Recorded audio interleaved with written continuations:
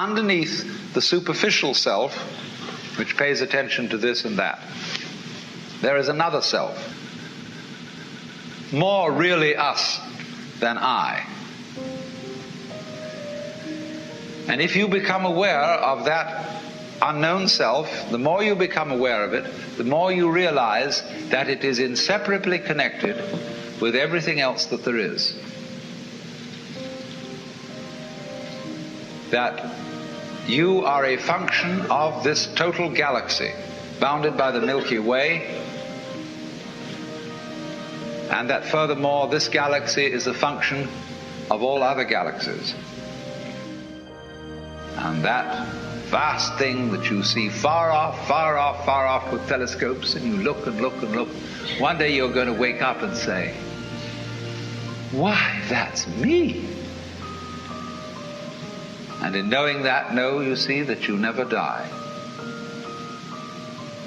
That you are the eternal thing that comes and goes, that appears now as John Jones, now as Mary Smith, now as Betty Brown, so it goes forever and ever and ever and ever.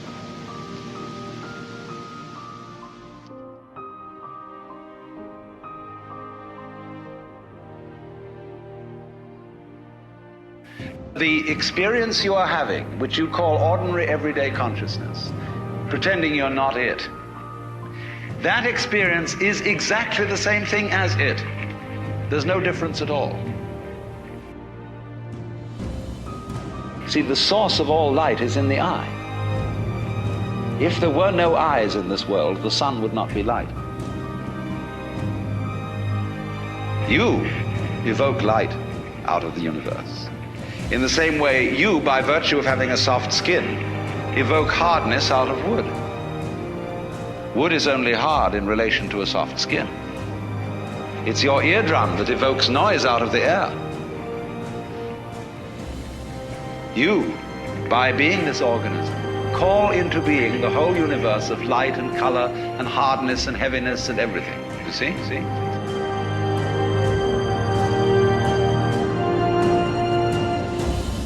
Every one of us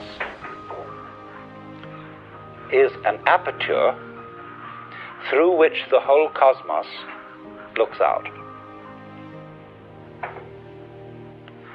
You see, it's as if you had a light covered with a black ball, and in this ball were pinholes, and each pinhole is an aperture through which the light comes out.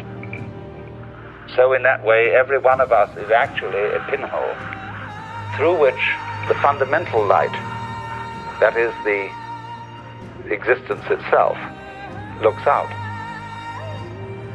Only the game we're playing is not to know this. Therefore, that what you call the external world is as much you as your own body. Your skin doesn't separate you from the world, it's a bridge through which the external world flows into you, and you flow into it. What you are basically, deep, deep down, far, far in, is simply the fabric and structure of existence itself. And when you find that out, you laugh yourself silly. What do you desire?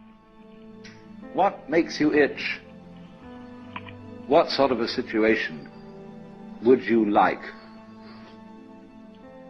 Let's suppose I do this often. Why is it that in a way this culture represents in a unique fashion the law of diminishing returns? That our success is a failure